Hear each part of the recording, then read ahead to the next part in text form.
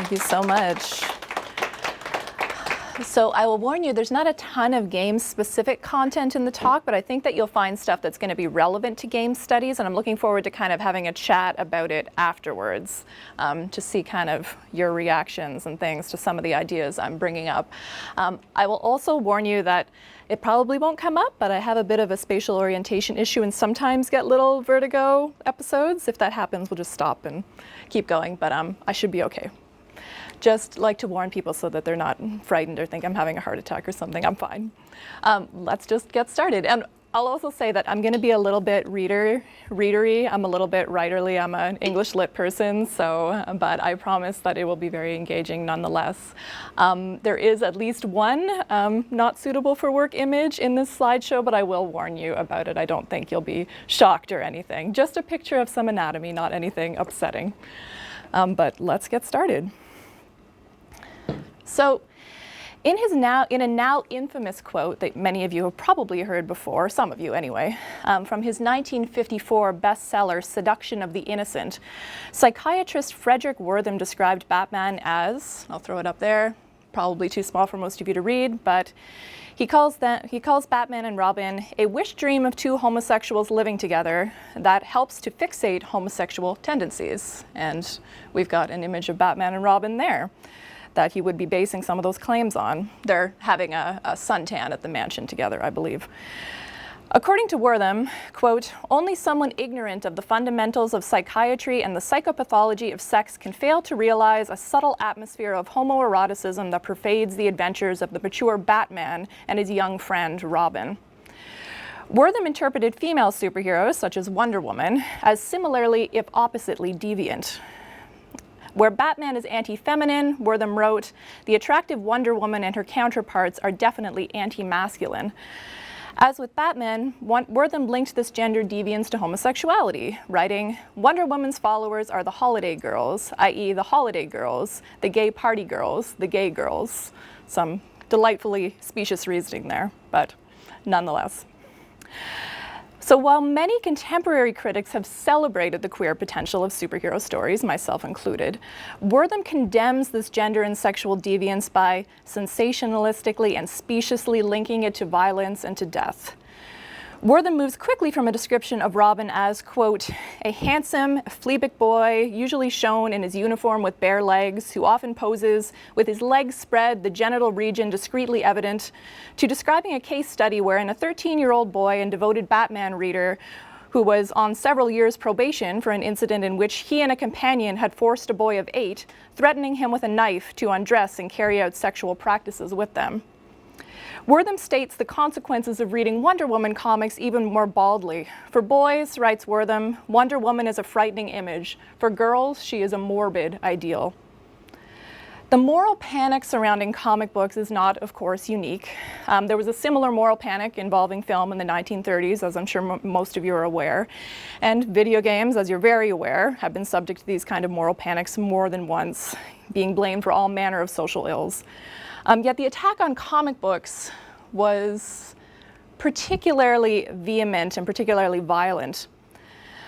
In the early to mid-1950s, dozens of communities in the US organized public comic book burnings, and a high-profile Senate investigation into the links between comics and juvenile delinquency, at which Frederick Wortham was a star witness, led to the adoption in 1955 of the Comics Code Authority, which some critics have described as the strictest censorship code in American history.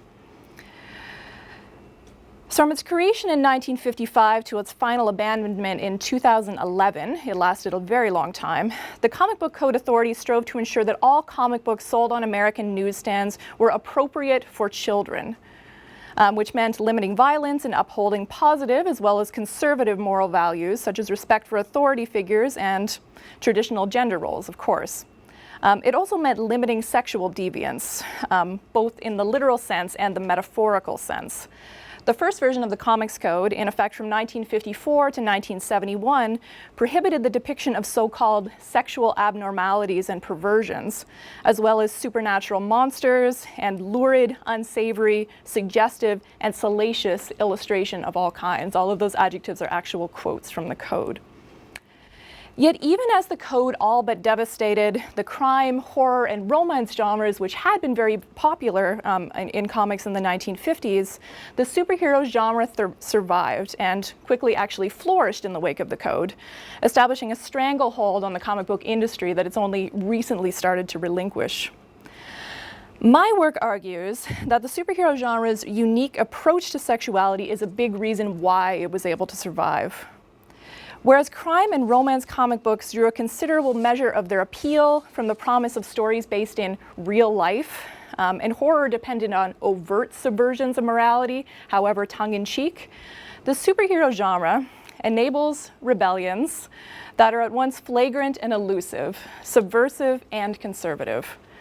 To the extent that superhero stories center around fantastic bodies that continuously swell and shrivel, shoot hard and gooey projectiles out of nearly every orifice, proudly display their exaggeratedly hard and sensuous curves inside revealing skin-tight costumes, and routinely become dramatically entwined with other flamboyantly or scantily clad bodies.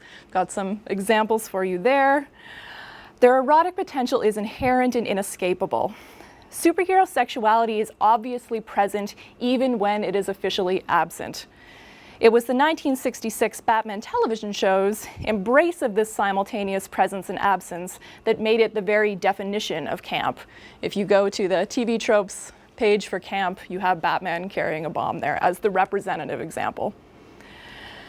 So while much has changed since the heyday of Wortham and Adam West, majority opinion continues to accept the obvious presence of sexuality in superhero stories and expect its official absence.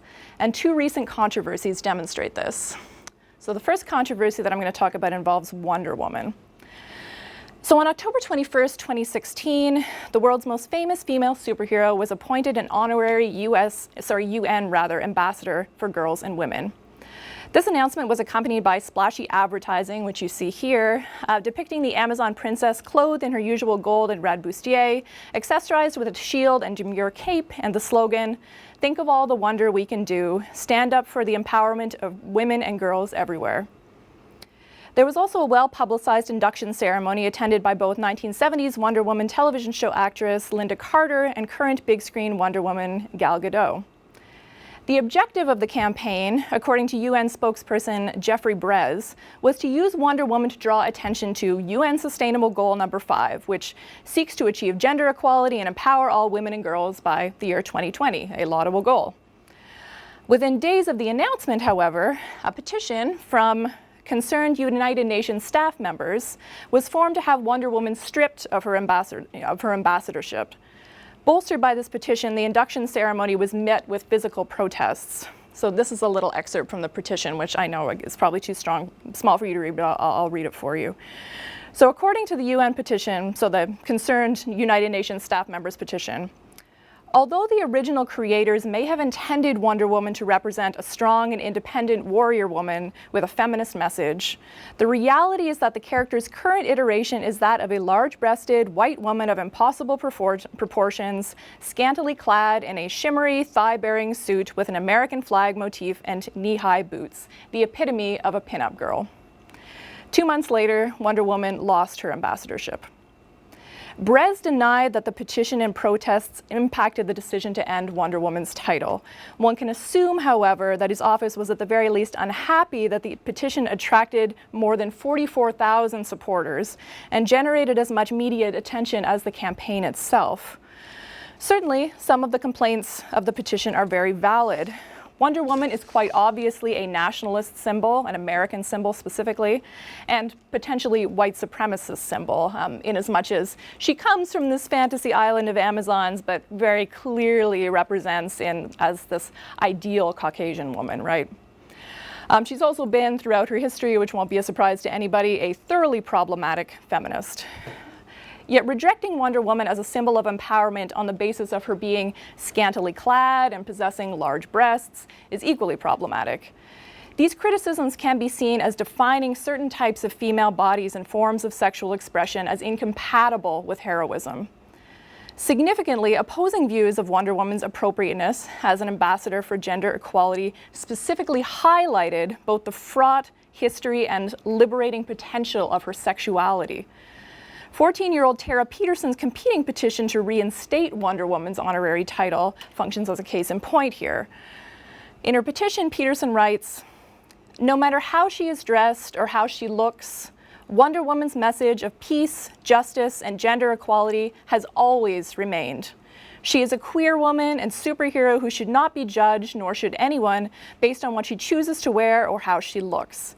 She's sexy and confident, and by no means does that mean that she isn't a fantastic role model for girls and boys everywhere." This petition attracted over 4,000 supporters before it was closed, something of a drop in the ocean compared to the anti-Wonder Woman as Ambassador petition, but still a strong indicator that the meaning of Wonder Woman's sexuality remains very much up for debate. Where a group of multinational adult UN employees see a misogynistic pinup, a 14-year-old American girl can see a queer icon. The second controversy involves Batman. So I'm going to show you the censored image first. So the second controversy involves Batman, and specifically a certain part of Batman's anatomy. On September 19th, 2018, Batman Damned #1 by Brian Azzarello with art by Lee Bermejo went on sale. It was the first of several scheduled releases within DC's newly minted Black Label imprint. According to the company's website, Black Label will be DC's home for classy, collectible superhero stories aimed at mature readers looking to be challenged and surprised as they're entertained, with an eye for the unique and remarkable. In words less inflected with marketing speak than that, Black Label is essentially a mature reader's imprint that publishes a limited series set outside the main continuity of DC Comics, wherein especially popular or critically acclaimed writers or artists are encouraged to put their own unique spin on DC's characters. So part of Azzarello and Bermejo's unique spin involved the first on-panel appearance of Batman's penis. We're still waiting for the first official on-screen one, although porn parodies have already revealed it copiously. Not that different. So again, the previous one was the censored image. This one is the original. So the context of the scene is not sexual. Batman's penis is clearly but incidentally visible in one panel of a page, so just the last panel, where Bruce Wayne strips naked so that his computer may scan him for knife wounds very manually. Moreover, the comic's violence, the issue actually concludes with a splash page of the Joker's mutilated and crucified corpse, did not attract any significant criticism. Yet shortly after the release of Batman Damned #1, every major pop and geek culture outlet reported on the first appearance of Batman's penis. Mainstream outlets such as Vice, The Guardian, and the talk show circuit such as Late Night with Seth Meyers also picked up the story. The Know Your Meme page for Batman's penis controversy covers several additional flashpoints, including a much quoted tweet dubbing Batman's penis Lil Wayne, of course. Given that we exist in what many scholars have described as a pornified culture, in which pictures of virtually any sex act imaginable are only a click away, and, as Linda Williams puts it, the formerly obscene has become on-scene, the uproar over a single, not overtly sexual image of Batman's penis does an especially good job of demonstrating the power and danger that's bound up in superhero sexuality. Importantly, although some reactions to the penis revelation were condemnatory, and most were decidedly juvenile, Seth Meyers quipped, "I'm glad his mother's not around to see this." Other fans celebrated it for its subversion of gender and sexual norms. In a blog post for the Mary Sue, that's my next one. In a blog post for the Mary Sue, Chelsea Steiner wrote that it was refreshing to see a focus on male nudity in a genre wherein female bodies are so often exploited. In a related vein, some gay male fans, such as Twitter influencer and aspiring comics creator Anthony Oliveira, saw in Batman Damned #1 a way to rebel against superhero fan culture's historical homophobia. In a tweet that garnered almost 4,000 likes, Oliveira wrote, "Just called my local comic shop to reserve a copy of the book with Batman's penis, and he muttered under his breath, 'This is ridiculous. And I'm so glad I get to annoy a straight person and see Bruce Wayne's peener in the same day.'" DC's response to the controversy, however, suggests their closer affiliation with the comic book store owner in that quote. So in an interview with Polygon that appeared on October 8th, so shortly after the penis comic was released, DC co-president Jim Lee blamed the scene on production errors. DC's other co-president, Dan DiDio, was blunter, saying, "It's something we wish never happened. Digital editions and subsequent reprintings of Batman Damned #1 have censored the penis by clouding it as shadow, as you saw before. Yet, in some ways, unsurprisingly, this absence has enhanced Lil Wayne's presence. The decision to censor the original comic immediately made it a collector's item. As of a week ago, there were 22 eBay users watching a mint copy of Batman Damned #1, signed by the creators, which was listed at $3,000 USD. From even this brief discussion, and this has been brief, I know, just got a little bit more, it should be clear that superhero sexuality is anything but. In any era, superhero sexuality is a complicated affair, full of prejudices and possibilities that feed off and reinforce each other. But why does any of this matter, in general, and to you as game studies students in particular? It matters because if we're not appreciating the complexity of sexuality within the superhero genre, we're not properly understanding how these texts work, at a narrative level, at a formal level, at an industry level, or at a fan level. Yes, superhero stories indulge in and perpetuate racist, misogynist, homophobic fantasies.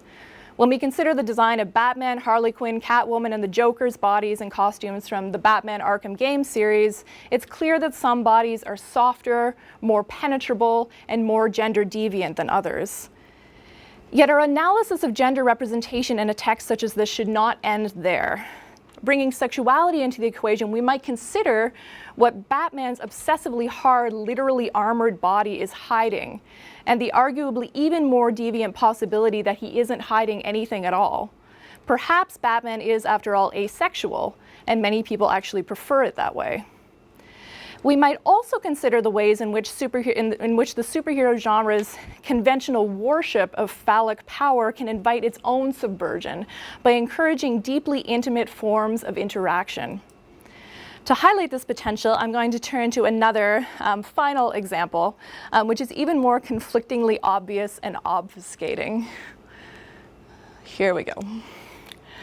So this pinup of Namor the Submariner by Marvel Comics' former editor-in-chief and current chief creative officer Joe Quesada was originally published in 1994 in the 4th issue of the Marvel Swimsuit special.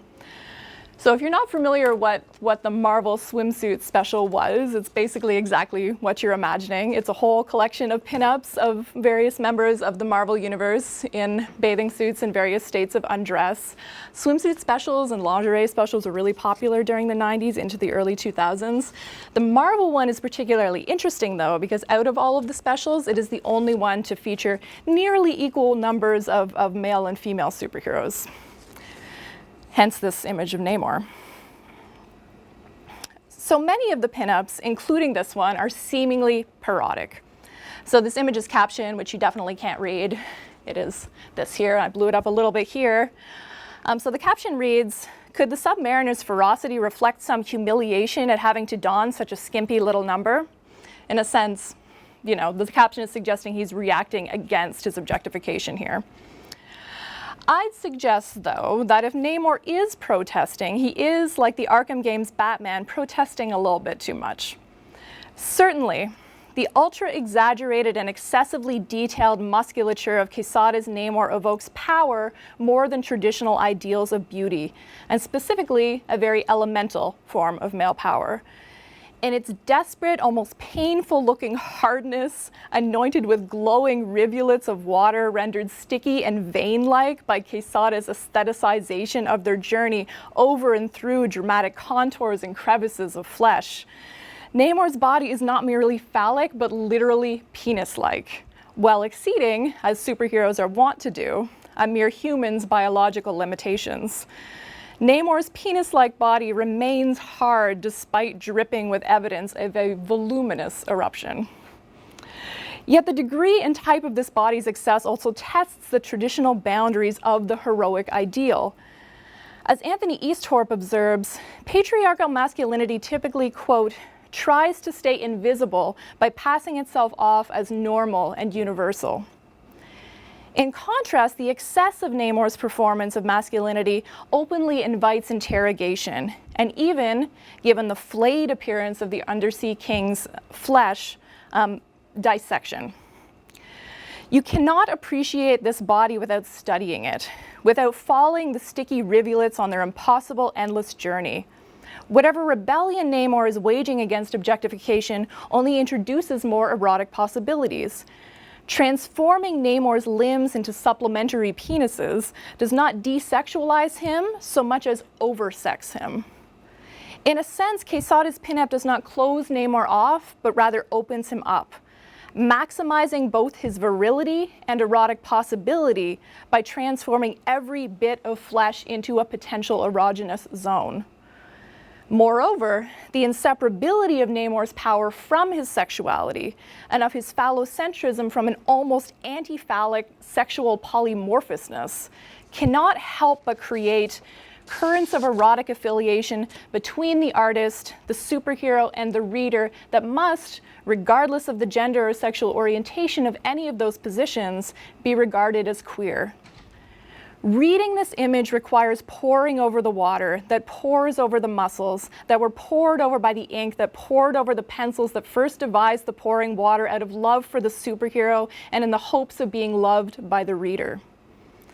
This pinup is an image of self-sufficiency that cannot resist plentitude, seducing the reader with a dream of sharing an experience, of spending private time, indulging the desire to spend private time making the superhero your own, one vein and muscle and drip of water at a time. Ultimately, we are coming to an end. Sexuality cuts to the heart of unresolved questions related to the perceived appropriateness of supermodels as role models and cultural ideals, and shines a spotlight on how we define both heroism as well as sexuality, I would argue. Untangling, or more appropriately, appreciating the complex entanglement of sexual presence and absence within the superhero genre can shed new light on questions that have long troubled porn studies, sexuality studies, gender studies, as well as the application of those streams within film studies, television studies, comic studies, game studies, and many more, such as, does identification always follow gender, and does desire always align with sexual orientation? Within superhero stories, the inseparable obviousness and obfuscation of diverse and deviant sexual fantasies suggests that society creates and consumes such fantasies not only or even primarily because of their frequently violent manifestation of what Judith Butler calls the impossible norms by which gender is compelled. Regardless of their myriad political problems, superhero stories are also, I would argue, popular for the same reason both Wortham and Dan DiDio consider them dangerous, because of their potential to rewrite and redraw gender norms, a possibility with broad implications for many, many fields of study. That brings us to the end, other than some recommendations for future reading. A number of the sort of points from this are sort of brought from forthcoming works, including the anthology Super Sex, Essays on Sexuality, Fantasy and the Superhero, due out from University of Texas next fall. Thank you guys so much.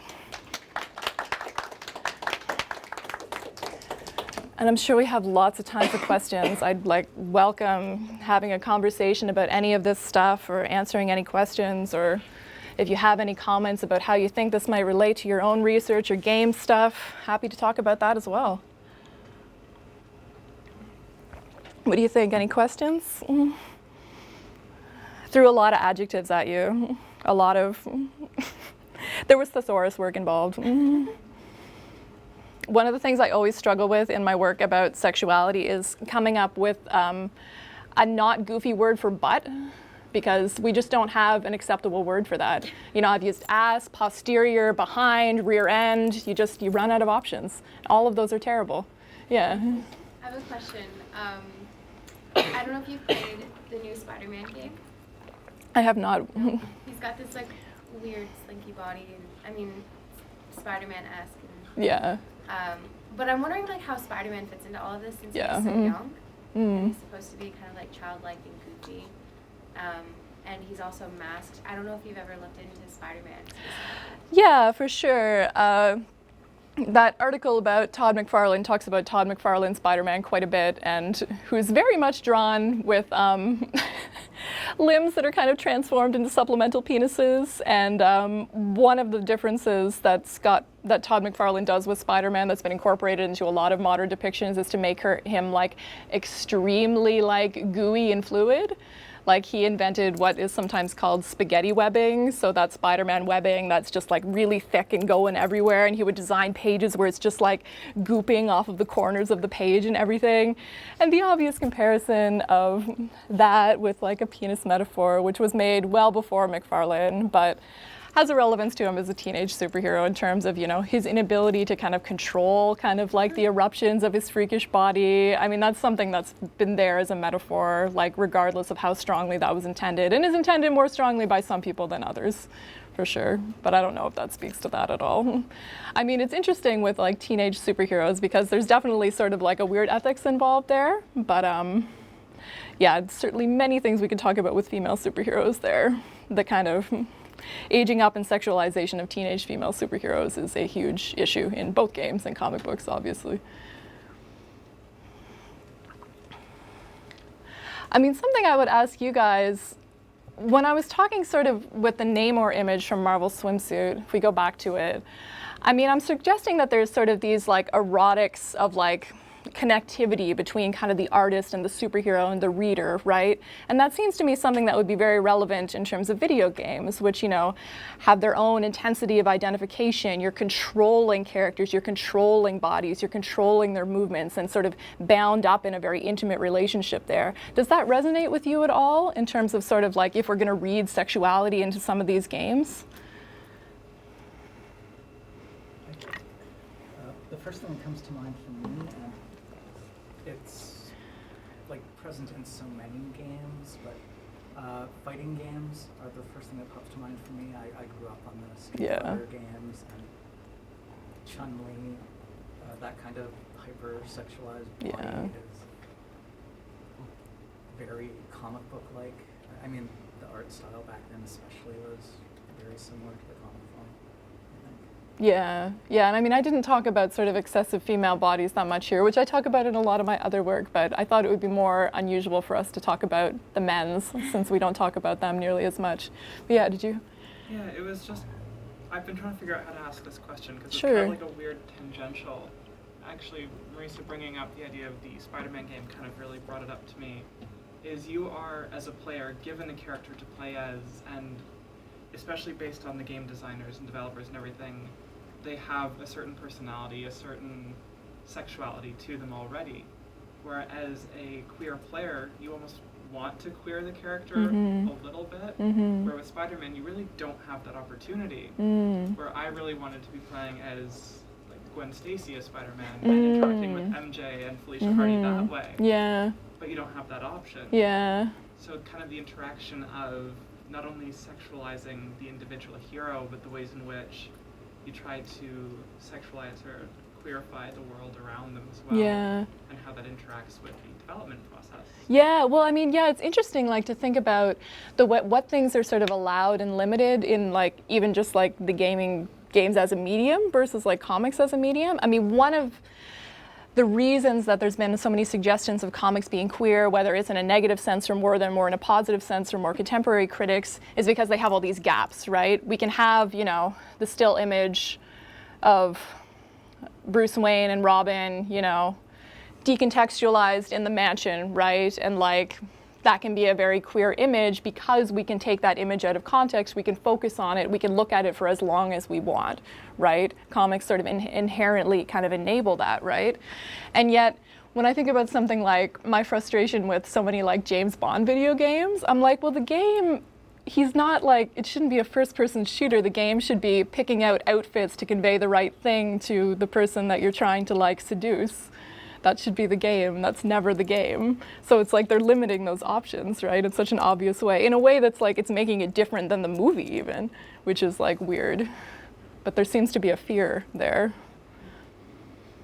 Yeah. I'm wondering if you could speak to, even though this is kind of sexuality overall, to say tropes like women in the refrigerator, right? Where you have women who are raped, Yeah. and whatnot in comic books. And I'm just thinking, especially as kind of a plot device, say like in Watchmen, Yeah. you have the Silk Spectre who was raped. So I'm wondering if you could speak a little bit to this kind of, not just kind of like portraying sexuality, but these kind of violent acts Yeah. of sexuality within comic books. Well, one of the particular problems with sort of female sexuality in comics, and again, this applies pretty much equally well to games, because the characters are so sexualized, because their costumes are so sexualized, any violence that they're going to be engaging in or subjected to is automatically going to be sexualized. It's automatically going to have that problematic of being titillating, because the nature of their bodies and costumes just like makes that inescapable, right? More so than male superheroes, in which it's also present, but less like flagrantly so.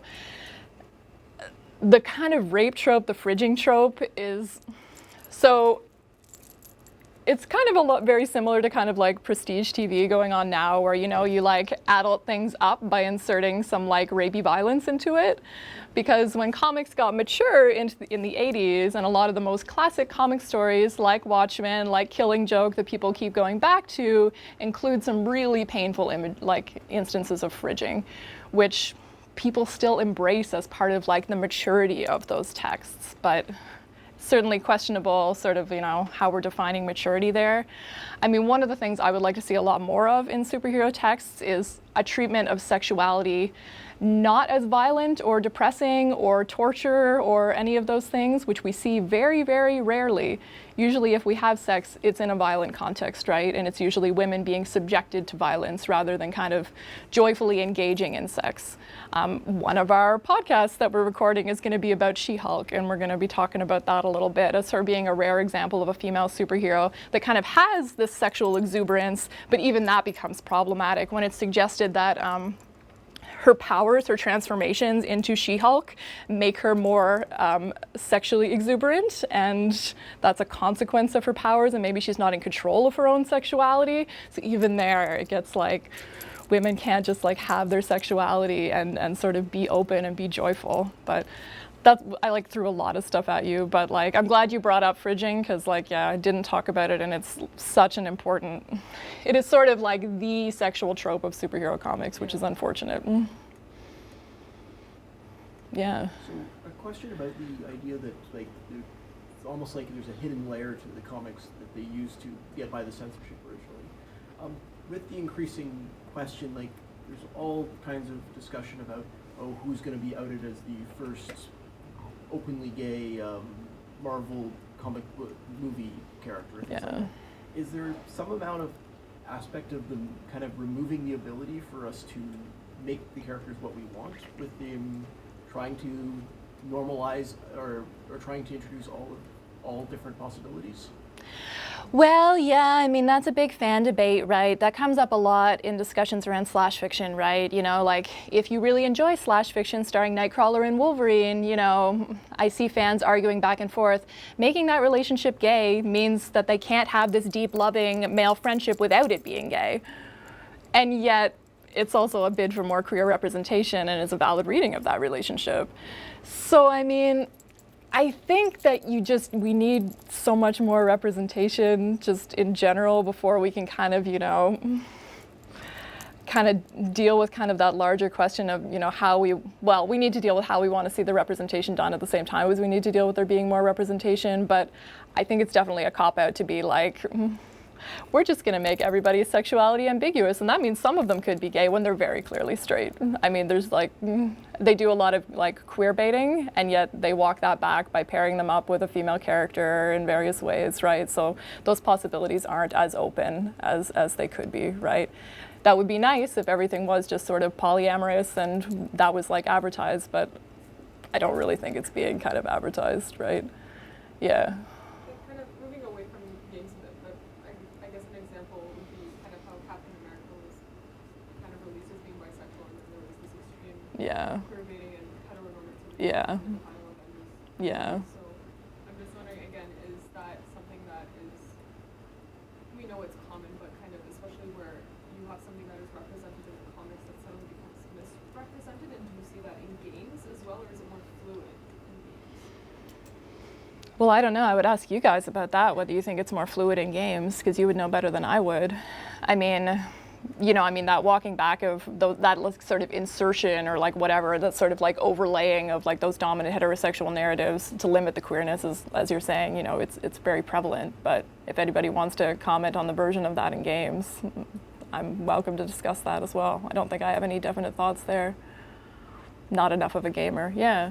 I'm not enough of a gamer either, but it seems that there's a bunch of games where, less so the Spider-Man ones where you're given a fixed character, but more the ones where you get to choose your character. Yeah. Like that. Yeah. And then sometimes there's different storylines where you can take different voices that go into different kinds of sexualities or whatever. Yeah. But yeah, we don't have enough of that. I'm aware of that, but yeah. Do you find since the fall of that comics code that you mentioned in 2011, like have things started to shift, or I guess that's a twofold question. Are the big two kind of shifting, and how is the resurgence of more independent publishers affecting how these? Yeah, well, for sure. I mean, I would say the fact that there's been slightly more sexual maturity in superhero comics in the last 10 years is a lot of result of being influenced by kind of the indie scene and them bringing a lot of sort of independent creators on board to write comics as well, and also kind of a push to have a push that's not been as big as it's advertised as being, but there's still been a push to get sort of some diversity behind the scenes as well. So you have things like a bisexual creator, Joe Orlando, writing the Midnighter series, who is a character that has had a long-term gay relationship with. So Midnighter's kind of a Batman analog, and Apollo is a Superman analog, and they're in a relationship. And we get a lot of, in the Joe Orlando series, Midnighter flirting with Dick Grayson, aka original Robin, kind of acknowledging that queerness and doing it in a like not freaked out way. It's not like, it's an inclusive way that's acknowledging that queer gaze rather than like policing it or like just doing it as like a little like offensive joke.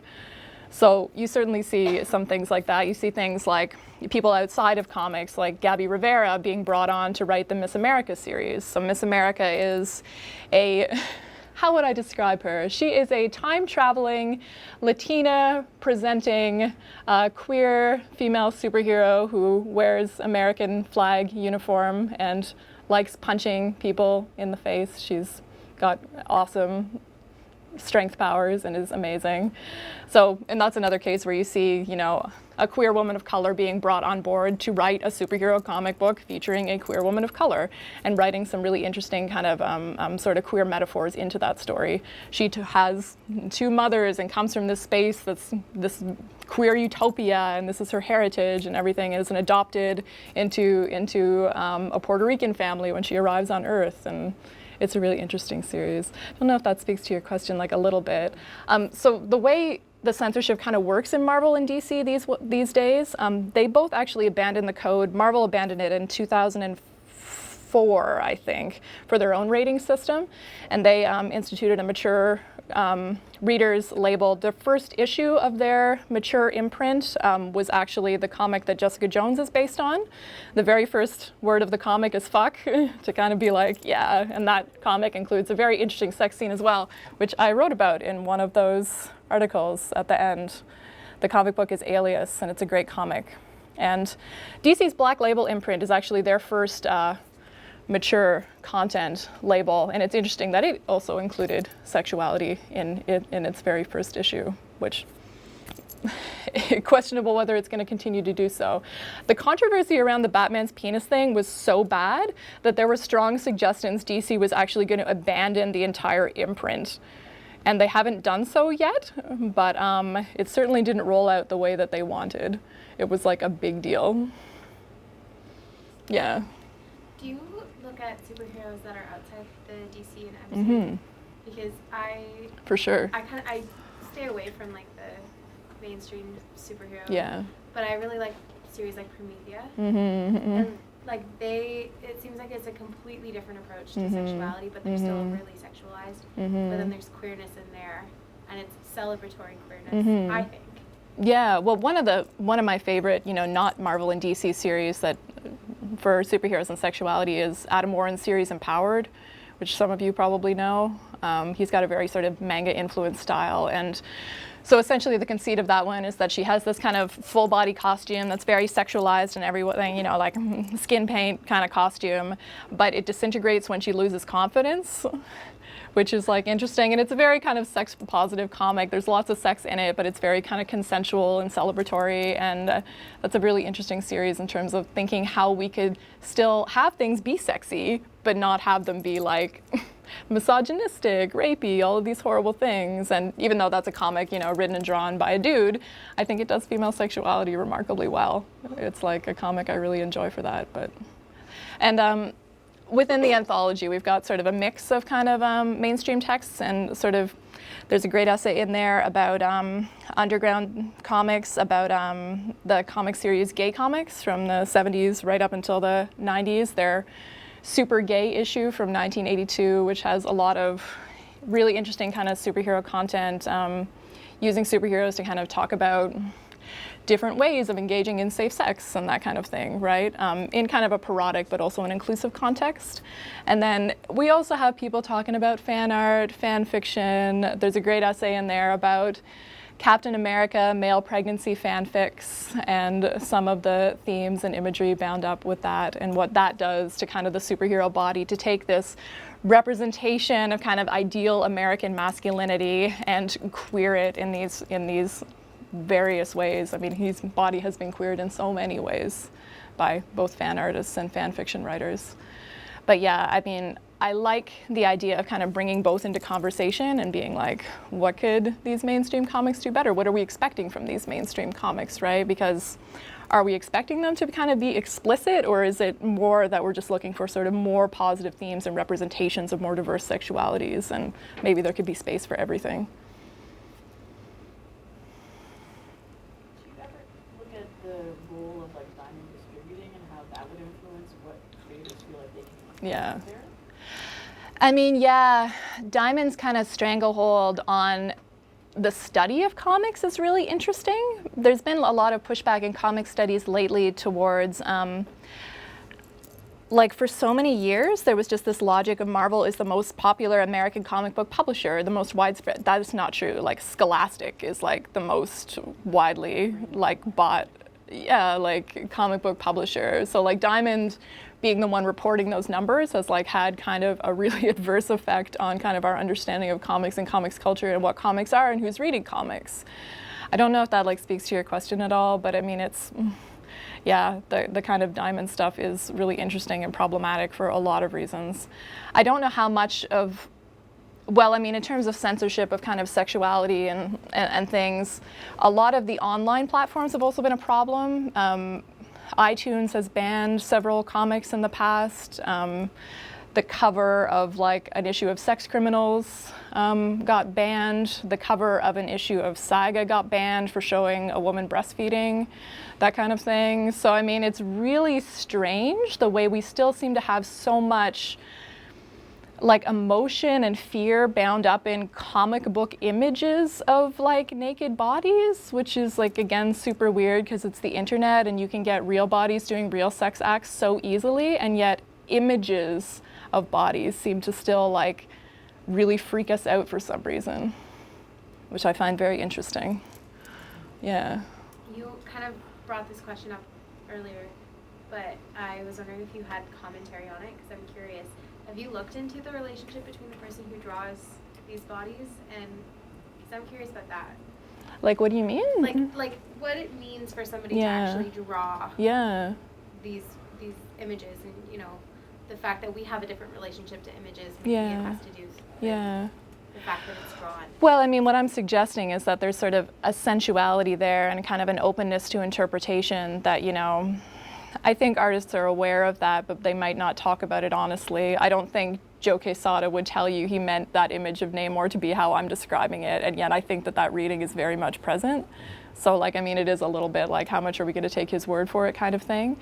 I'd suggest that there's like always kind of an intimacy to that, and especially, I mean, that was kind of a pinup image, so it's like actually maybe not the best example, but I mean, that, again, ability to freeze on certain images within comic books, and the fact that in a superhero comic, which is so action focused, so the panels of sort of greatest intensity, greatest exaggeration are going to be the scenes that are shown. And again, you're free to focus on those particular scenes as long as you would like, right?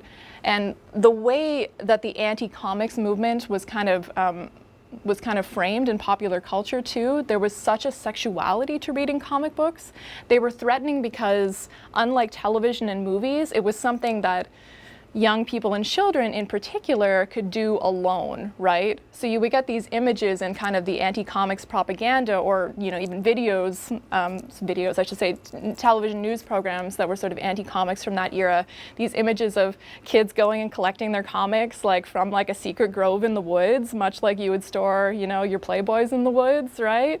And like these images of children sort of under the covers with a flashlight just like shaking, like with like rapt attention. There's such a sexuality to how kind of the threat of comic books was presented during that era, which is really interesting. And I mean, again, it's something that young people can do on their own. They're free to interpret these images very subjectively, and that was considered very threatening. I mean, essentially what the Comics Code was sort of parents, adults were sort of afraid of youth culture and like what that meant.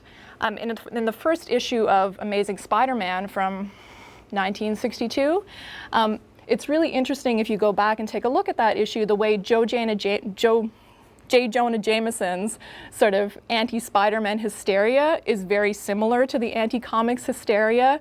He's like, this example of Spider-Man, this deviant freak and everything that he stands for, like he's gonna like turn these kids all bad, he's gonna make them want to be freaks and everything, right? It's really, really interesting looking back to kind of how Spider-Man's like, gooey freakish body is like linked to those fears that were bound up in the Comics Code and the anti-comics crusaders. It's really, really interesting. No, I probably got completely off track of your question. Not at all. No, that was great. Yeah. Have you looked into how the sexualization has changed over time? Yeah. I feel like that might change. Tell us what you think about it. Yeah, well, for sure. I mean, so this is Marvel Swimsuit from 1994. If I go all the way back to my title slide, this is taken from, this is just a view of the torso of the X-Men Hellion. It's taken from, so the artists Chris Anka and Kevin Wada, who are both queer men of color, tried to do a new Marvel Swimsuit special in 2014. It's unclear why they didn't go through with doing it. It was sort of seemed like Marvel sort of said they couldn't do it, but they both work for Marvel as well, so they kind of were cagey about like, no, we decided to pull the plug, like, and their images, I should like pull up, I don't have internet access so I can't, but even just this image from what you can see of it, they're doing a lot of interesting things sort of in their version of kind of a swimsuit issue in terms of making the bodies more realistic, making them more accessible to kind of queer and female gazes, like in terms of the posing, in terms of the context. I mean, if we think back to that Namor image, right, most of the men in Marvel Swimsuit are very aggressive. They're like looking like they're gonna fight or attack you even when they're exposed, right? I mean, it's like an image of sort of threat, right? Whereas an image like this, and again, I'm sorry it's not the full image, but is much more sort of approachable. They also do a lot more interesting sort of things with diversity in these images, so you can't tell that much from this image, but Hellion actually has amputated arms. He is a disabled superhero as well. And I think that the way they kind of frame his disability kind of in this sexy image is really great. I mean, it's present. You can kind of see that his arm here is missing, but it's not fetishized, right? It's like an aspect of his sexuality, but I think in kind of a celebratory way rather than kind of, a problematic way. One of the things we talk about in terms of intersections of disability and sexuality is that with sexuality, we're talking about the gaze. With disability, we're talking about the stare, which is very different, right? I would argue that this is an image of disability that invites a gaze rather than a stare, which is really interesting. But I mean, in general, kind of, more realistic bodies in more realistic settings tends to be a little bit more approachable in terms of sort of images, particularly of male bodies that are sort of more open to those different types of gazes. As much as I think that there is sort of a lot of interesting things going on with something like the Caceres Namor, it's definitely not overtly trying to cater to those gazes in the same way that an image like this would be. I mean, in terms of representation of women, there's been some positive trends, but there's still, if you want the good old-fashioned TNA superhero art, there's plenty of titles catering to that gaze as well. There's a lot of interesting things in terms of the creation of some of the new sort of female superheroes, like Kamala Khan, Ms. Marvel, for instance. One of the things that I think is really great and interesting about her is that the way that her powers work, so she's got these kind of metamorphic, kind of, you know, transform, stretchy, bendy powers.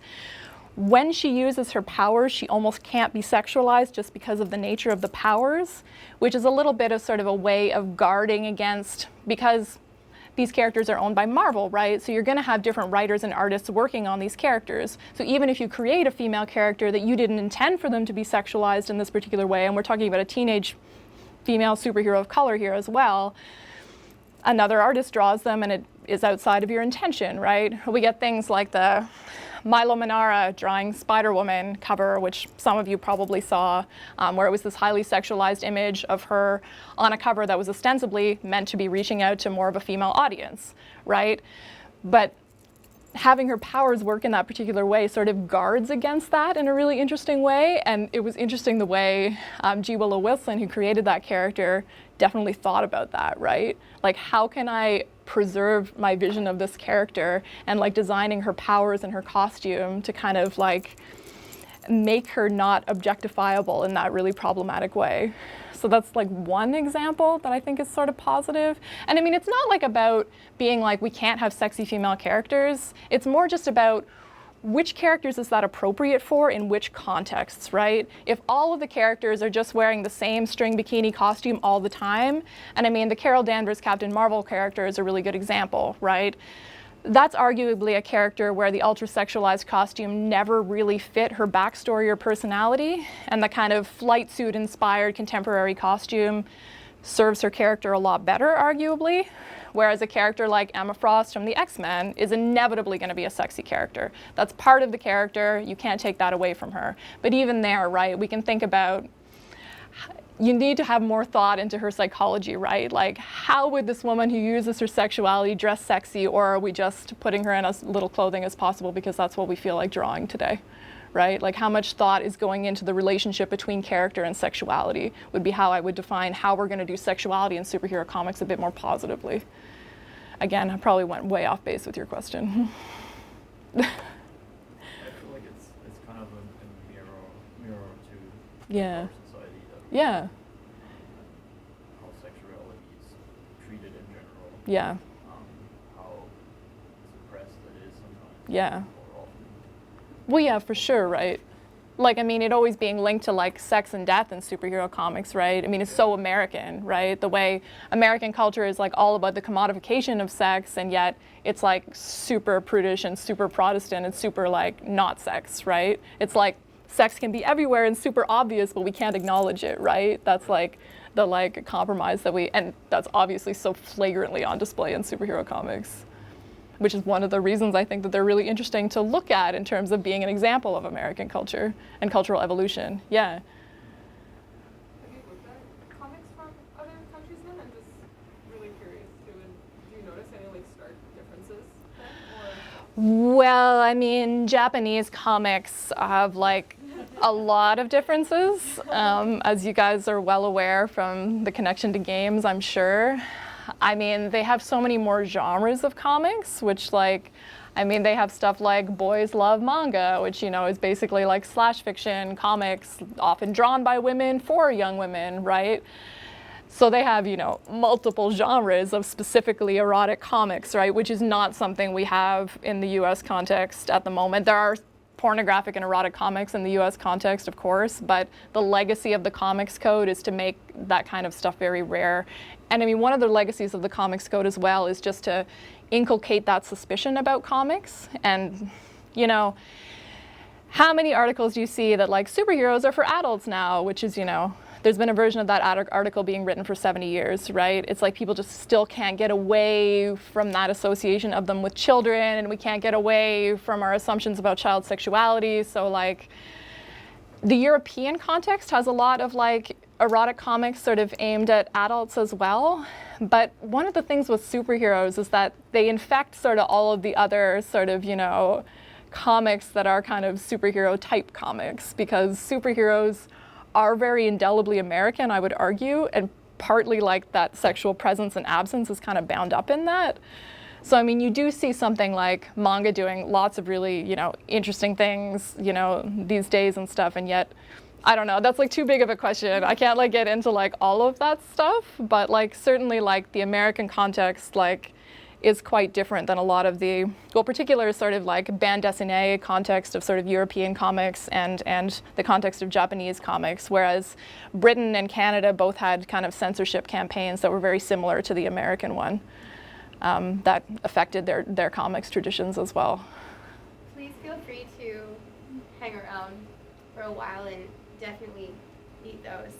But I think we will call that for the question and the formal question round. Thank you. Thank you guys so much.